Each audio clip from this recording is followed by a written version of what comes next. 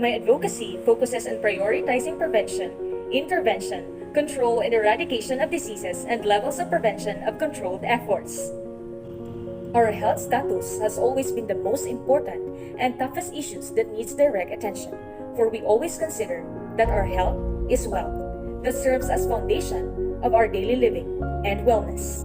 In dealing with proper prevention, intervention, control, and eradication of diseases and levels of prevention of controlled efforts, it's scientifically passed through many medical processes and studies to make positive cure be possible and successful with the help of our frontliners.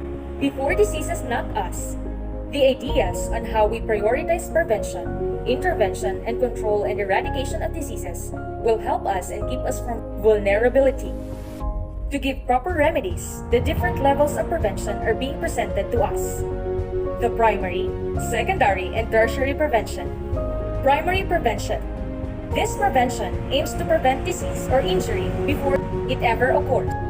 The examples of primary preventions are: first, control the use of hazardous products. Second, education about healthy and safe habits. Third, immunization against infectious diseases. Secondary prevention. This prevention aims to reduce the impact of disease or injury that has already occurred. The examples of secondary preventions are: first, regular exams and screening tests to detect disease in its earliest stages. Second, diet and exercise programs to prevent further heart attacks or strokes. And lastly, suitably modified work so injured or ill workers can return safely to their jobs. Tertiary prevention. This prevention aims to soften the impact of ongoing illness or injury that has lasting effects. Examples of tertiary preventions are: first, cardiac or stroke rehabilitation programs, chronic disease management programs. Second, support groups that allow members to share strategies for living well. And thirdly, vocational rehabilitation programs to retrain workers for new jobs when they have recovered as much as possible. One best example to control a communicable disease, which can also be seen on our report, was the preventive measures in dealing with AIDS. It is suggested there to make sure to sterilize needles and other things that may cause the transmission by contamination. The use of condom is also being suggested. And lastly, the avoidance of having sexual intercourse with numbers of sexual partners. Breezing beyond this topic reminds me of my previous experiences during my elementary and high school days.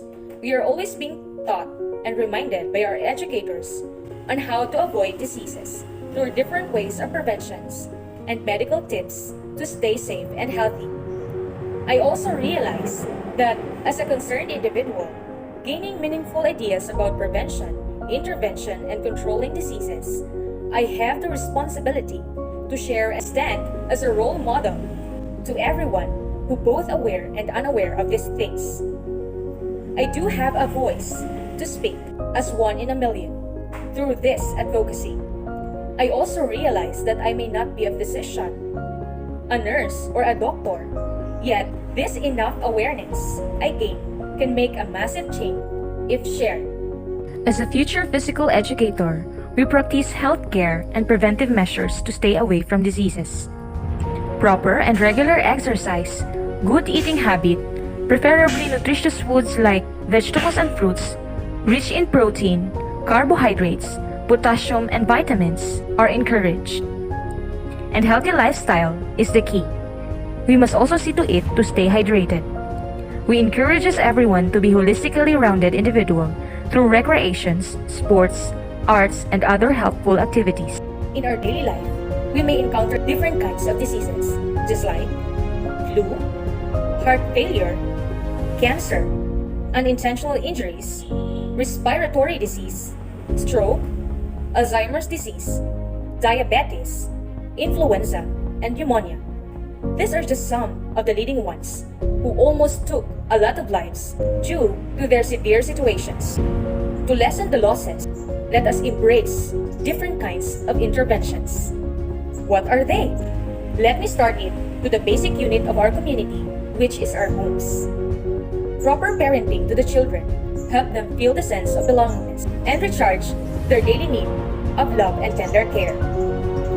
Also, it is best to observe cleanliness within our homes. It avoids us from having so much exposure with germs and bacteria. Food sanitation, daily cleaning habit, and personal health care is encouraged.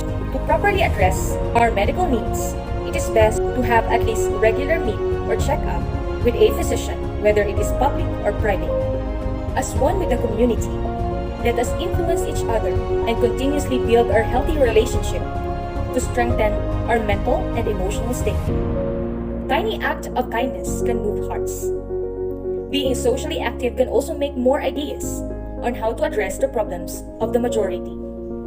This is where symposiums, trainings, seminars, and other campaigns and organizations are being formed. Through this kind of interactions, we can spread awareness in a wider and massive audience and scope. Joining different activities in our community is one of the most productive ways to spread awareness and motivate others to do the same. Community cleanup, clean drive, and fundraising activities for our nature are just some of it. Obedience of the laws of our government can also help to mitigate too much harm with our environment. Taking good care of our environment is one way to stay away from disease, just like mosquitoes causing dengue. Planting trees gives us fresh air to breathe and save our lungs. Proper waste management can also help to prevent water and land pollution and avoid being poisoned by our own waste. As a learner, always put rooms for learning and always keep ourselves being educated. Young as we are, let us maximize our time and knowledge to a healthier lifestyle. Viewing our present situation today, let's make this a true-to-life example and application. We are now facing a pandemic due to COVID-19 virus. Let us keep ourselves safe through obeying safety protocols proposed and implemented by our government. Virus excuses no one. Avoid physical contact with others and always secure ourselves to have strong immune system. We only live once. We have to continue to live a healthy life so that our life's productivity may be a benefit to the generations that are behind us. And lastly, let me leave this thought for us all. Mens sana en corpore sano.